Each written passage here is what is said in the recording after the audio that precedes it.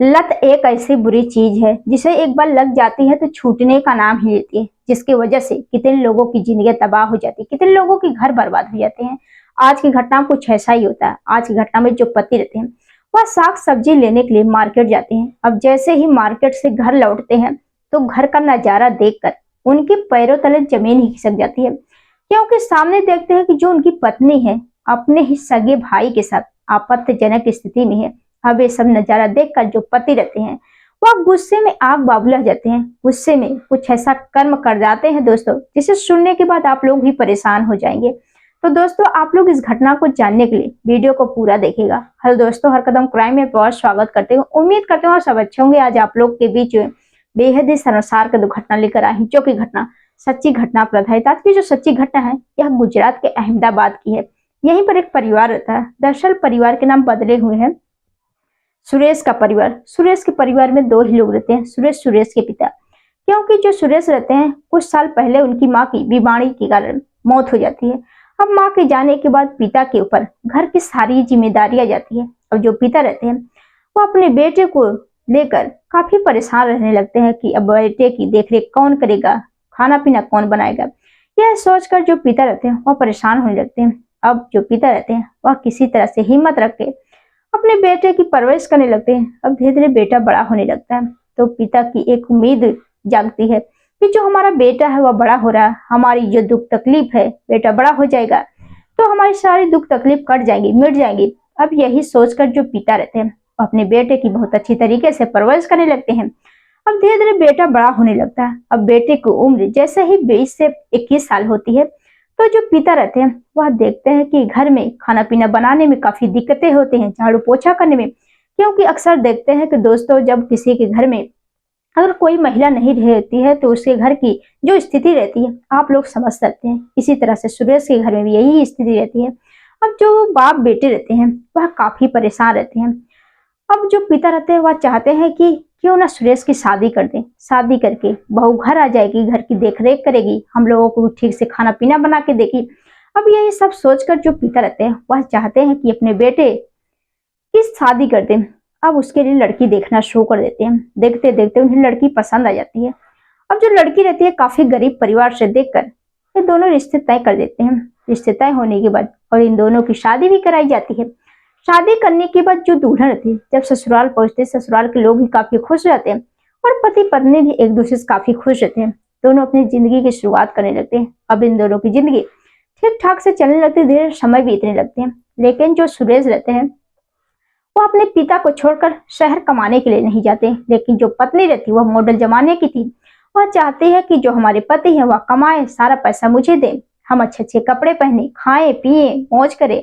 अब यही सोचकर जो पत्नी रहती आए दिन अपने पति सुरेश से लड़ाई झगड़े करती थी।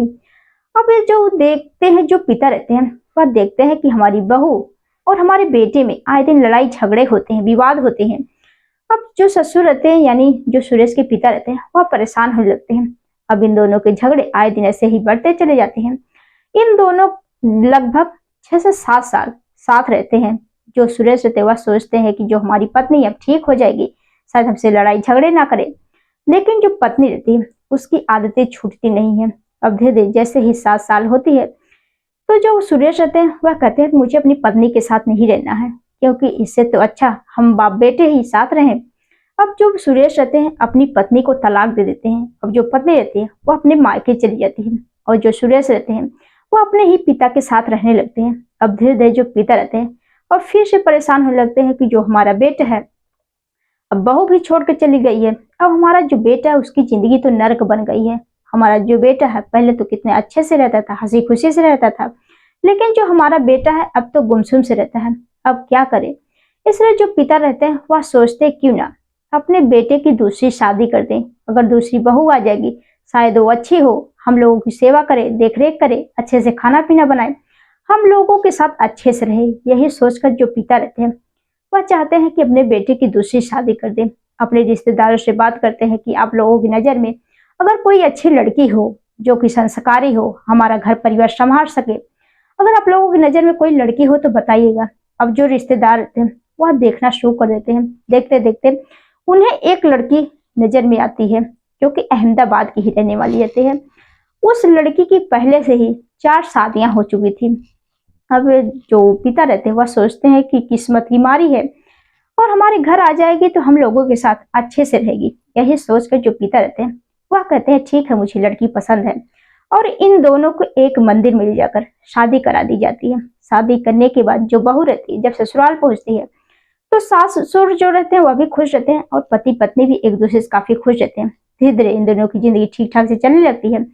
अब लगभग धीरे धीरे जैसे ही 2-3 साल बीतते हैं तो दूसरी पत्नी की भी रवैया धीरे धीरे बदलने लगती है, क्योंकि जो पत्नी रहती है वह अक्सर अपने ही मायके फोन करके बातचीत किया करती थी, क्योंकि जो पत्नी रहती जब भी वह अपने ससुराल रहती तो आए दिन वह अपने भाई के पास फोन करती कि मुझे तुम्हारी बड़ी याद आ रही, तुमसे मिलने का मन कर रहा है। और जो भाई रहता है महीने में लगभग 2-3 बार अपनी बहन से आए दिन ऐसे मिलते आ जाता था। अब जब मिलने के आता तो जो सुरेश रहता पहले तो वह सोचता है कि भाई बहन का प्यार है, ये दोनों एक दूसरे के बिना रह नहीं पाते हैं, इसलिए वह आए दिन अपनी बहन से मिलने के लिए आता है। अब जो सुरेश रहते हैं पहले तो इस बातों को ज्यादा गंभीरता से नहीं लेते हैं। अब यहाँ तक तो हद हो जाती है, क्योंकि जो सुरेश रहते हैं जब भी वह बाहर सोने के लिए जाते तो जो भाई बहन रहते हैं वह कमरे में जाकर सोते, एक दूसरे से हंसी मजाक करते, एक ही बेड पर सोते, एक दूसरे के साथ खाना खाते। अब ये सब चीजें देखकर जो सुरेश रहते हैं वह परेशान होने लगते हैं कि जो हमारी पत्नी है और जो हमारा साल है, आखिर ये दोनों भाई बहन का ऐसा कैसे रिश्ता हो सकता है कि दोनों एक ही साथ सोए, दोनों जवान है। अब ये सब चीजें देखकर जो सुरेश रहते हैं वह परेशान हो लगते हैं। अब अपनी ही पत्नी के ऊपर निगरानी रख लेते हैं।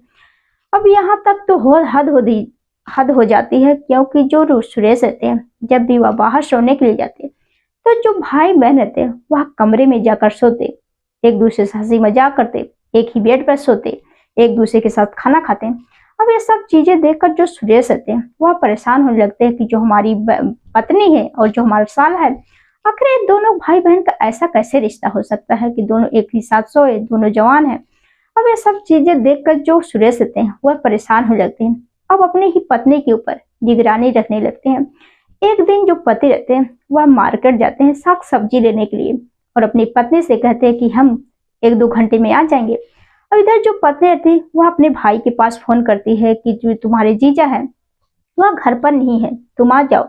और जो भाई रहता जैसे बात सुनता वह तो अपनी बहन की बात मानकर वह तुरंत पहुंच जाता है, और जाने के बाद दोनों हंसी मजाक करते हैं, बातचीत करते हैं और दोनों एक दूसरे के साथ आपत्तिजनक स्थिति में रहते हैं, एक दूसरे के साथ शाही संबंध बना रहे होते हैं।